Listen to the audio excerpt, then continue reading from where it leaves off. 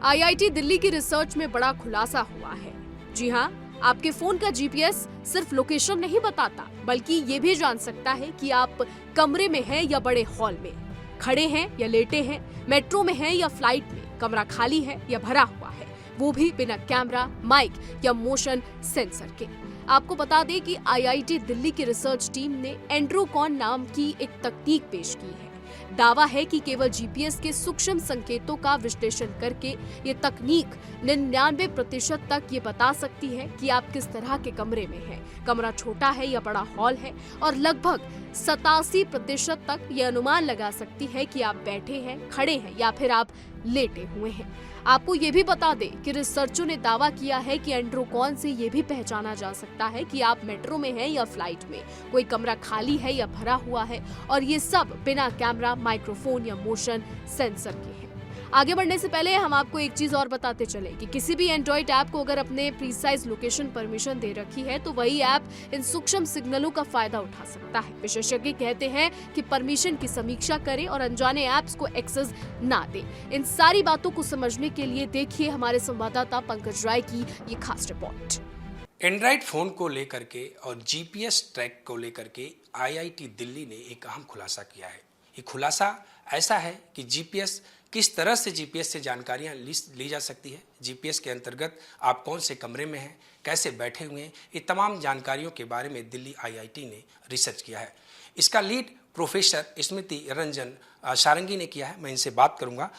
Sir, आपकी team ने इस रिसर्च में एक अहम खुलासा किया है, क्या है सर रिसर्च? तो दरअसल 2 साल पहले मेरा स्टूडेंट हुआ करता था मिस्टर सोहम नाग।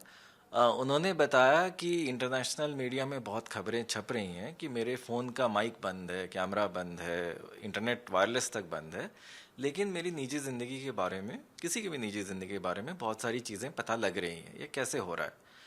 तो हमने ये सोचा और फिर देखा कि एक ही तरीका है कि फ़ोन जो जीपीएस सिग्नलें जो सुन रहा है, जो वो हमेशा सुनता है, एयरप्लेन मोड में भी रखते हैं फिर भी फ़ोन जीपीएस तो सुनता ही है, तो उसका पैटर्न एक बंद कमरे में अलग होता है, खुले कमरे में, बड़े कमरे में अलग होता है। अगर आसपास मेरे लोग हैं तो अलग होता है, अगर मैं ज़मीन के नीचे हूँ अलग होता है, ऊपर अलग होता है, बहुत सारी अलग अलग सिचुएशंस में वो काफ़ी अलग होता है। तो हमने तब देखा कि आम तौर पे थ्योरी यही कहता है कि आपको आपके लोकेशन के लिए 4 सैटेलाइट्स की ज़रूरत होती है और सैटेलाइट को बस अपना पोजीशन और अपना टाइम यही देना होता है। बट ये दोनों से काम नहीं बनेगा क्योंकि एरर आपका 30-40 मीटर तक आ जाएगा, जिसमें कोई फूड डिलीवरी ऐप वगैरह काम नहीं करेंगे।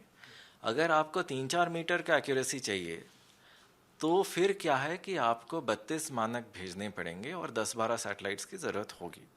एंड ये चाहिए, वरना आपका एक लोकेशन जो है वो प्रिसाइज कभी होगा ही नहीं।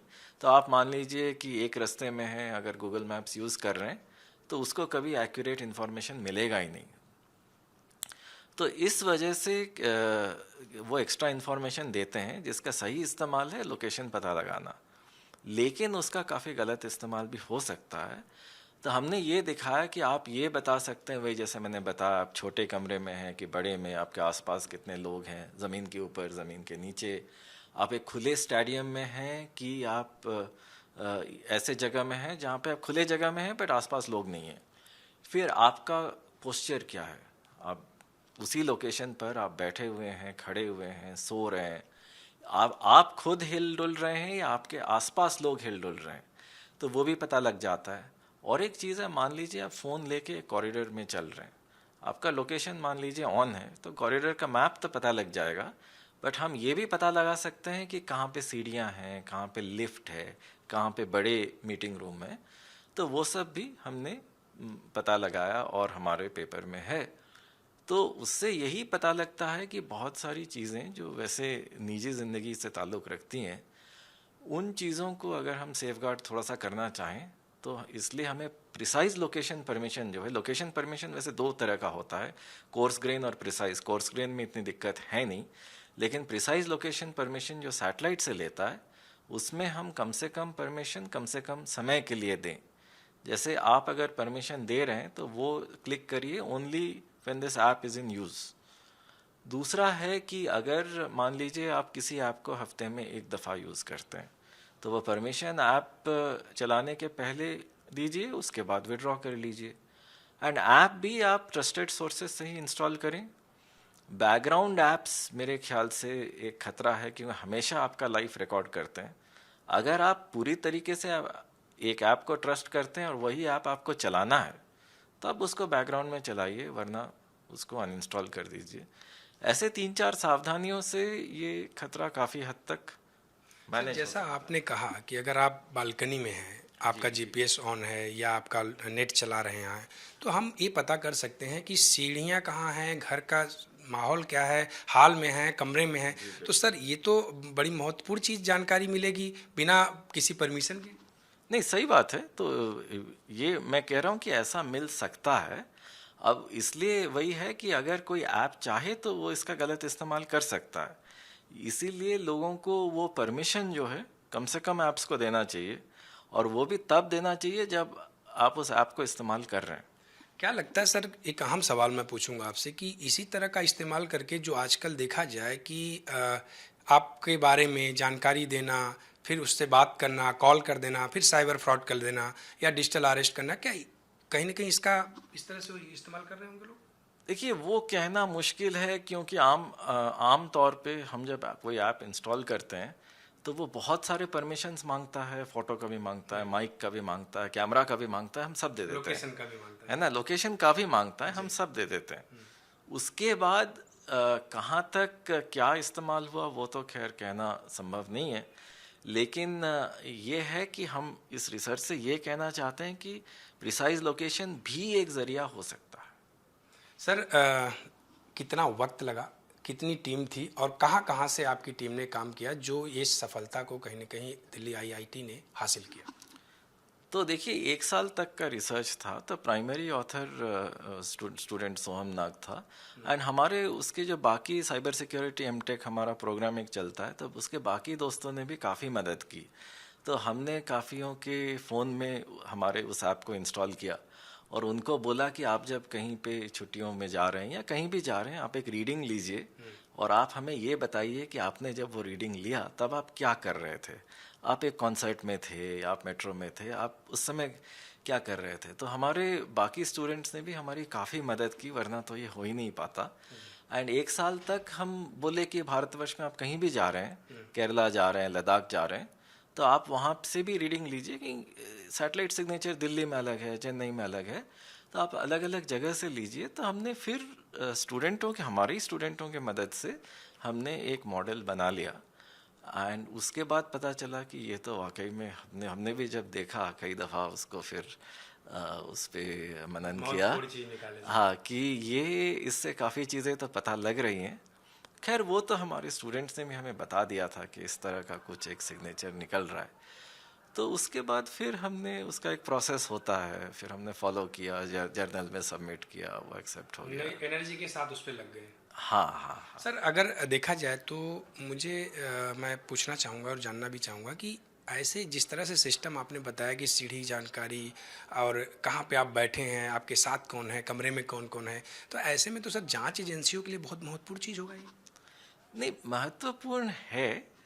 तो मुझे ये नहीं पता कि वो लोग क्या इस्तेमाल करते हैं, शायद ये करते हैं, नहीं करते हैं, वो खैर वो जानकारी तो मुझे नहीं है।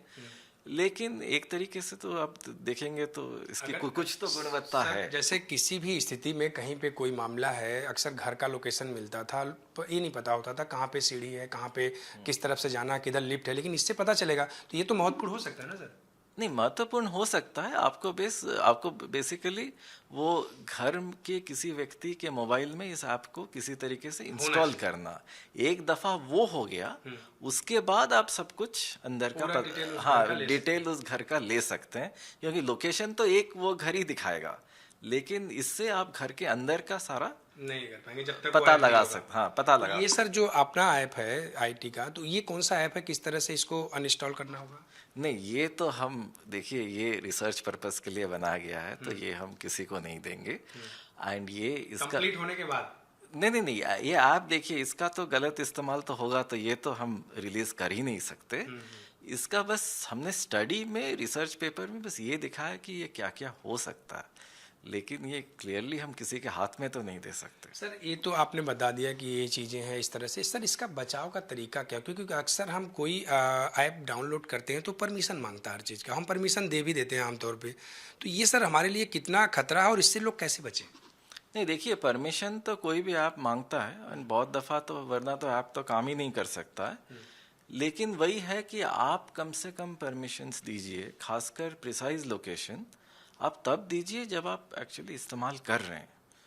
उसके बाद आप बंद कर दीजिए, आप वो परमिशन विड्रॉ कर लीजिए। और दूसरा है कि आप ऐप्स हमेशा पॉपुलर जो सोर्सेस हैं वहाँ से करिए। एंड बैकग्राउंड ऐप्स का आप 2-3 बार सोचिए कि क्या किसी ऐप को बैकग्राउंड में हमेशा चलना चाहिए, क्योंकि अगर वो हमेशा चल रहा है तो हमेशा ही आपका जो ज़िंदगी जो है उसको रिकॉर्ड कर सकता है। तो वो थोड़ा बहुत यूज़र्स को भी खुद सावधानी बरतनी पड़ेगी। अभी तक क्या था कि लोगों को लगता था लोकेशन से बस लोकेशन ही मिलता है। हमारा स्टडी ये कहता है कि लोकेशन के अलावा और भी बहुत सारी चीज़ें मिलती है। तो आपने सुना प्रोफेसर सारंगी जी ने बड़े विस्तार से बताया कि किस तरह से कोई ऐप हम डाउनलोड करते हैं तो परमिशन तो दे देते हैं लेकिन बैकग्राउंड हमेशा चलता रहता है।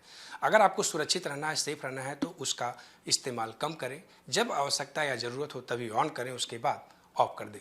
कैमरा पर्सन दिनेश द्विवेदी के साथ मैं पंकज राय, इंडिया डेली, दिल्ली।